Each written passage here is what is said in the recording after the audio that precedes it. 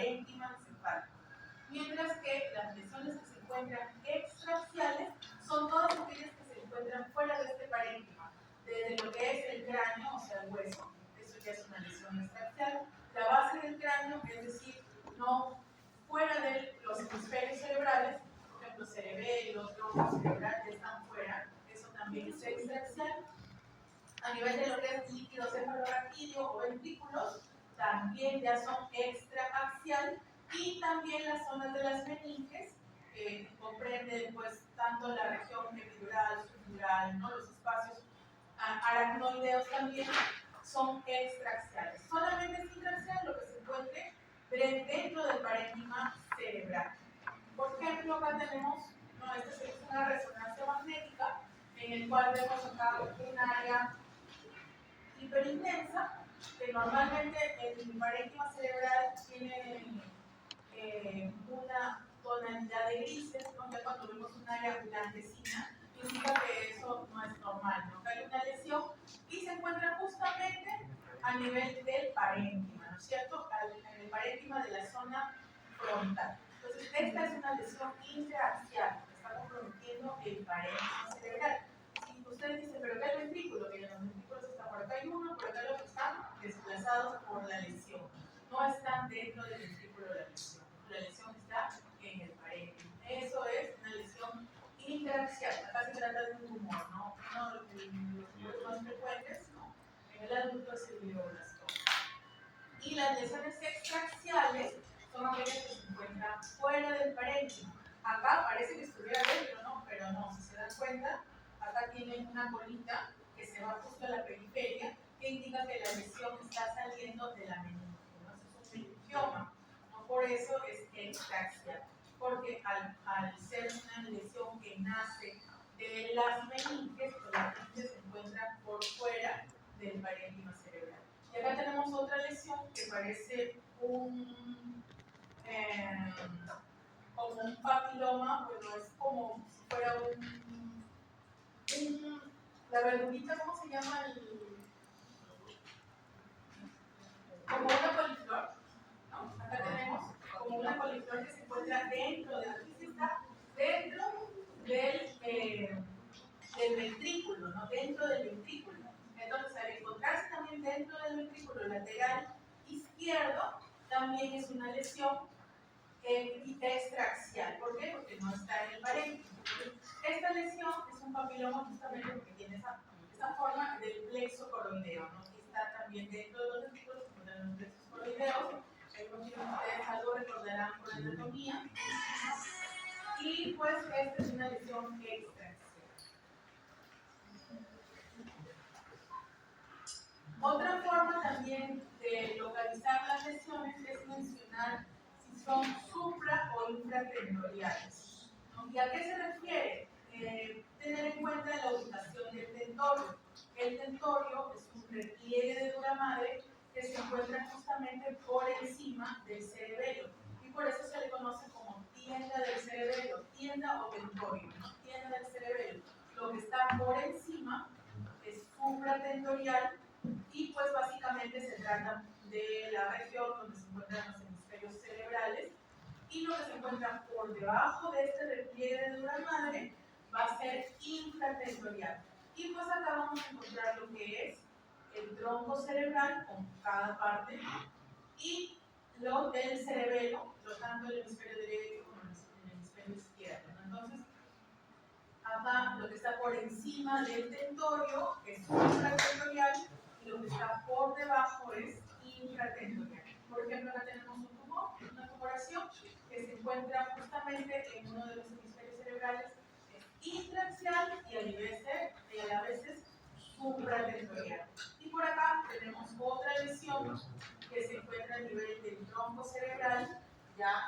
Cuando él ya está por fuera del parénquima cerebral como tal, el tronco cerebral no es parénquima cerebral, ¿no? Es extraaxial y es infratentorial, porque se encuentra por debajo de este repliegue de dura madre que se llama tentorio o tienda del cerebelo. Y lo que se encuentra a nivel de lo que es la médula espinal son lesiones radimedulares, no para ubicar. Entonces, ustedes saben, si es que les dicen Y supratentorial, ya saben dónde se puede encontrar, y a su vez lo que es supratentorial puede ser intraaxial o puede ser extraaxial.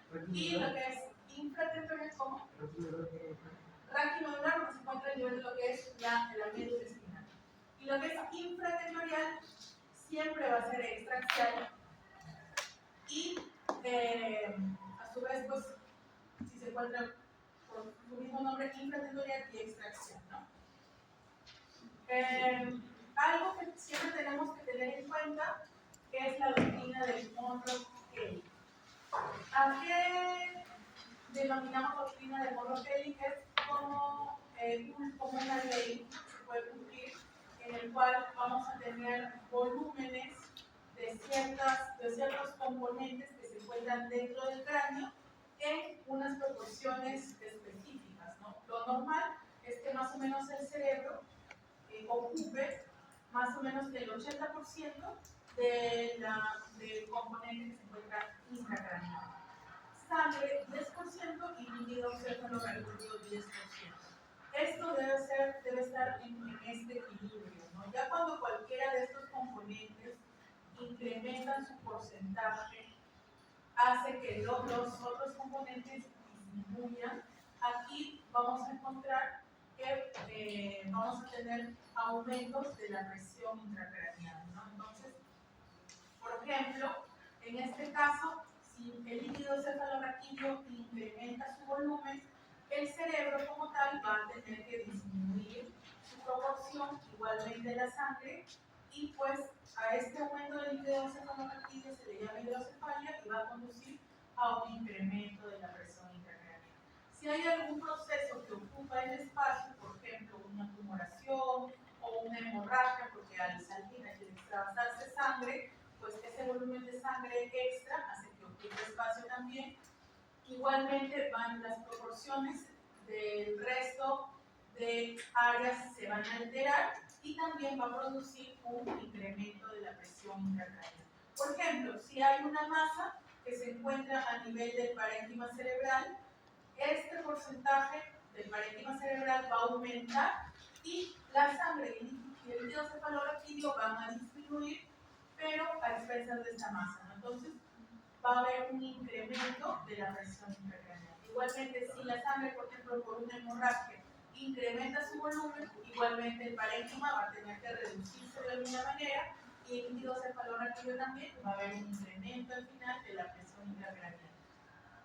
Y si hay signos de edema, ¿no? Que quiere decir pues que las células cerebrales se van a hinchar, ¿no? Se edematizan. Igualmente, el parénquima cerebral va a aumentar su proporción y por lo tanto la sangre y el líquido cefalorraquídeo van a tener que obligatoriamente disminuir y igualmente se va a producir un incremento de la presión intracraneal. Entonces, el balance es este, ¿no? Ese es lo que siempre debemos de tener en cuenta, estas proporciones. Cuando alguna de ellas cambia, el resto va a tener que disminuir, porque si alguna aumenta, el resto disminuye y se produce incremento de la presión intracraneal.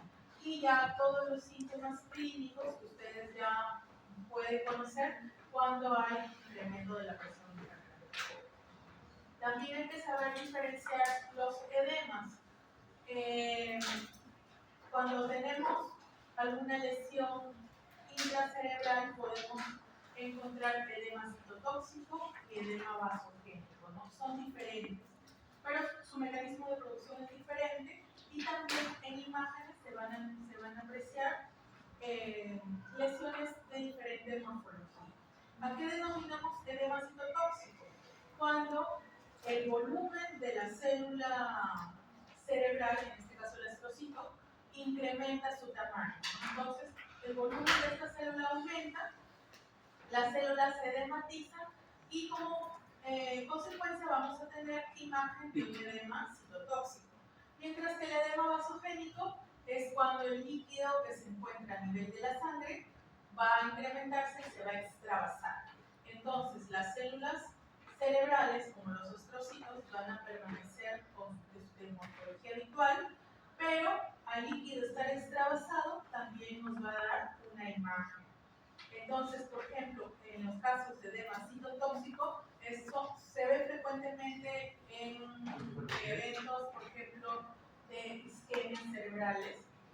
Acá se edematizan las células propias del cerebro y se van a ver imágenes hipodensas. El agua en tomografía se ve hipodensa, ¿no es cierto? El agua se ve negra, ¿no? Entonces se van a ver áreas más hipodensas que van a tener una localización o una distribución difusa, mientras que en el edema vasogénico la forma va a cambiar y se va a apreciar como en dedos de guante, así se le llama, en dedos de guante. Esa es la morfología que vamos a apreciar cuando hay edema vasogénico. El edema citotóxico, como les digo, se produce, por ejemplo, en eventos cerebrovasculares, mientras que el edema vasogénico es frecuente verlo en procesos infecciosos y en tumores, ¿no? A veces vemos, por ejemplo, si es una tomografía, ambos edemas se van a ver oscuros, pero la forma, como les digo, en el citotóxico es difuso y en el vasogénico es ondeado, ¿no? Como en dedos de guante.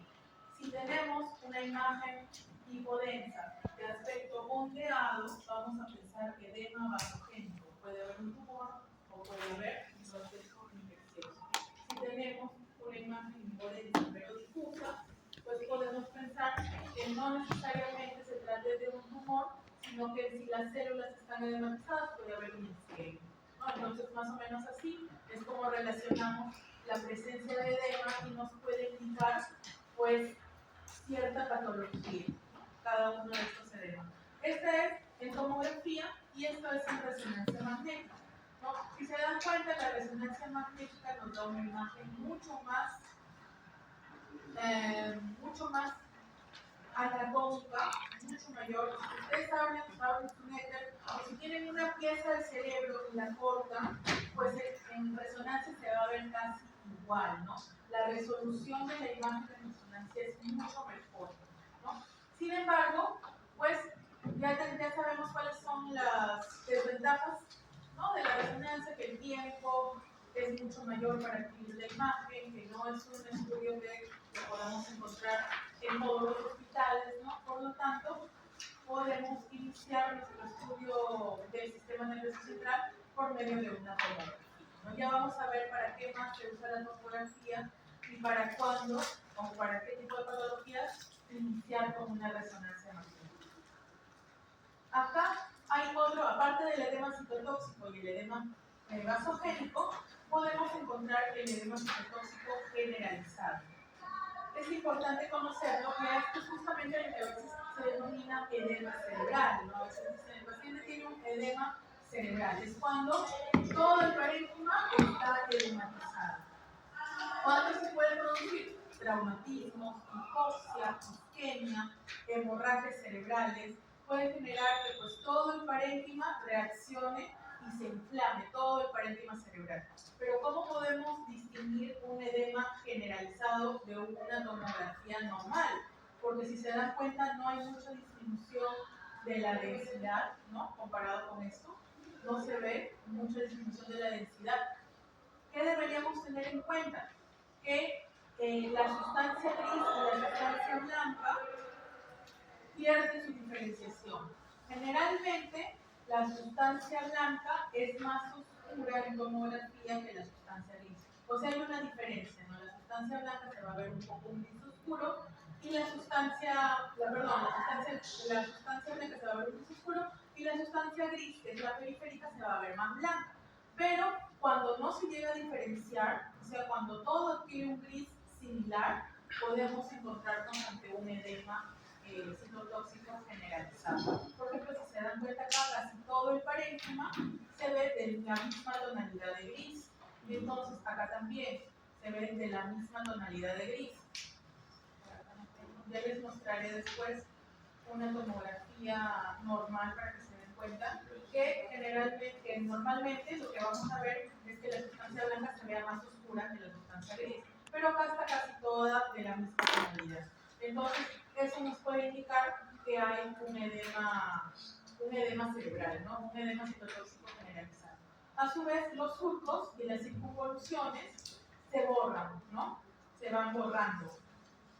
se puede perder la diferencia entre lo que es los surcos y las circunvoluciones, no se ven, ¿no? Y los ventrículos se colapsan, ¿no? Casi apenas se logran visualizar, se aplastan. Las cisternas, a su vez, que deberían encontrarse, el líquido cefalorraquídeo que rodea lo que es la zona del tronco cerebral, ¿no? Del cerebelo, pues se colapsan también, ¿no? Dejan de apreciarse. Entonces acá tenemos un caso de edema cerebral. Ahora, otra cosa importante que debemos de tener en cuenta es que en imágenes el aspecto de la sangre adquiere cierto tipo de densidad. Por ejemplo, en una tomografía, cuando la sangre se extravasa y es aguda esta extravasación, es decir, que tiene menos de 3 horas de haberse extravasado, se va a ver hiperdensa, o sea, se va a ver blanca. Y conforme va a ir pasando el tiempo, esta densidad aumentada va a ir disminuyendo, ¿no? Entonces, si se trata de una hemorragia subaguda, es decir, que tiene más de 3, más de 6 horas de evolución, ya no se va a ver tan hiperdensa, ¿no? Va a ir bajando, se va a ver de isodensa, o sea, similar al parénquima cerebral, o un poquito más densa, pero no tanta como una hemorragia aguda, ¿no? Y cuando ya es crónica, pues ya no se va a ver hiperdensa ni isodensa, sino se va a ver hipodensa la sangre, ¿no? Entonces, conforme van pasando las horas, la sangre extravasada va a ir adquiriendo ciertas densidades. Y es importante conocer porque pues podemos tener una imagen de tomografía en la cual se ve una hemorragia cerebral y según la densidad podemos nosotros saber si es aguda, si es subaguda o si es un evento antiguo, ¿no? Un evento crónico. Acá vemos otra tomografía en la cual hay un hematoma acá extraxial porque se encuentra justamente en el espacio subdural. Ya vamos a ver luego cuándo diferenciar un hematoma subdural y un hematoma epidural. Acá lo tenemos, si se dan cuenta, hay un área oscura y hay una área más hiperdensa. Esto se le llama efecto hematocrito. Indica que en una hemorragia que ha sucedido antigua sigue sangrando, ¿no? Por lo tanto, hay zonas oscuras que indican que fue un evento antiguo y hay zonas de mayor densidad que indican que el sangrado todavía se sigue dando. Sin embargo, ustedes ya saben que los glóbulos rojos como tal se sedimentan, ¿no? Entonces, por ejemplo, si ustedes sacan sangre a un paciente y dejan la sangre que repose, pues los glóbulos rojos van a ir hacia la zona más inferior y el plasma va a ir hacia la zona más superior. Más o menos lo mismo ocurre en estos casos, ¿no? La zona más hiperdensa es donde se encuentran los glóbulos rojos como tal, se va a ver en la zona más inferior y el plasma pues va a subir, ¿no? Entonces, a eso se le llama efecto hematocrito y mayormente se produce, como les digo, cuando hubo una hemorragia antigua pero que sigue sangrando o que se ha reagudizado. Importante también saber un poco, recordar un poco de la anatomía vascular. Lo básico, ¿no? Tener en cuenta la presencia de la aorta y qué ramas salen de la aorta, del callado de la aorta. Acá tenemos el callado de la aorta. Hacia el lado derecho sale el tronco brachiocefálico y hacia el lado izquierdo vamos a tener a la arteria subclavia. Del tronco brachiocefálico van a salir dos ramas, ¿no? Va a salir la parótida derecha y la arteria vertebral. Mientras que del otro lado no tenemos tronco brachiocefálico, lo vamos a tener dividido, ¿no? La arteria subclavia, de la subclavia va a salir la vertebral, ¿no? E independientemente, la carótida va a salir directamente, la carótida izquierda va a salir directamente del callado de la aorta. Luego, las vertebrales se van a unir y van a formar la arteria basilar. Eso es como un repaso, ¿no? Para que ustedes recuerden un poco la anatomía no vascular. Y también importante conocer el hueco de Willis, porque justamente en tomografía en las angiotomografías, es un estudio especial, no es una tomografía contrastada típica, sino que requiere de algunas variaciones para que se pueda dar con mucha más exactitud lo que es el polígono de Willis. Pues es importante conocer la anatomía de estos vasos, porque a veces pueden haber aneurismas, ¿no? Entonces, cuando vemos aneurismas, saber justamente de qué arteria se está comprometida, ¿no? Entonces, acá tenemos el polígono de Willis. Tenemos que por este lado vamos a encontrar a la arteria cerebral media a cada lado y se van a desprender algunas de sus ramas, ¿no? A cada lado, por la región anterior, vamos a tener a las cerebrales anteriores, que a su vez estas van a estar comunicadas, ¿no? Por la que justamente, como su nombre lo indica, la comunicante anterior, ¿no? Va a unir las cerebrales anteriores, ¿no? Y por la zona posterior, la cerebral media, de ella va a salir las comunicantes posteriores. Y pues acá se van a unir a estas comunicantes posteriores la cerebral posterior. Entonces, más o menos así tenemos la ubicación, ¿no?, de las arterias que comprenden al polígono de Willis. Y claro, de ellas aparecen ramas más pequeñas, que son, por ejemplo, la coroidea, ¿no?, la oftálmica, ya son arterias, son ramificaciones de estas que también se pueden ver dañadas, ¿no?, en situaciones específicas. Pero lo más importante es conocer al menos, ¿no?, la formación del polígono de Willis por estas arterias un poco más grandes. De acá, de la cerebral posterior, igualmente sale la arteria basilar, que va a irrigar justamente la región posterior. También es importante conocer los territorios. ¿Por qué? Porque en el caso de isquemias, por ejemplo, cerebrales, hay que saber qué arteria fue justamente la que se tapó, ¿no?, la que se obstruyó. Entonces, según donde se ubique la isquemia, nosotros vamos a poder decir más o menos qué arteria fue la que estuvo comprometida. Entonces, acá tenemos los territorios vasculares, aquí están con colores, ¿no?, para que podamos reconocer. Y la arteria cerebral anterior, pues va a irrigar justamente las zonas más mediales, ¿no?, las zonas más mediales de lo que es la región frontal y parietal. Y la arteria cerebral media, las zonas más laterales. Y la cerebral posterior, pues justamente lo que es la región occipital, ¿no? Entonces, hay que tener en cuenta, porque a veces podemos encontrar isquemias en las zonas más laterales, y ya sabemos que la arteria afectada es la cerebral media, ¿no? Si encontramos la isquemia a nivel central, ¿no?, las zonas más mediales, pues podemos sospechar de que la arteria afectada es la cerebral anterior. Y si la isquemia está justamente en la región occipital, pues podemos pensar que la arteria afectada es la cerebral posterior, ¿no? De ellas, por ejemplo, en isquemia, ya cuando sus compañeros nos den la charla, nos van a mencionar que la arteria más afectada es la... ¿Cuál? La cerebral media. Entonces, es la que se afecta con mayor frecuencia en isquemia. Hay otras regiones también, pero ya justamente son por ramas, ¿no?, de estas arterias cerebrales. Lo más importante es que al menos sepan reconocer el territorio de las principales, de las tres principales. Acá tenemos algunas,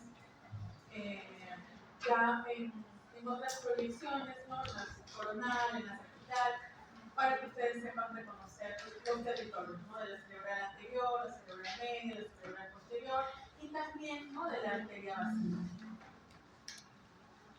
Ahora sí, vamos a dar pase a sus compañeros para que expongan.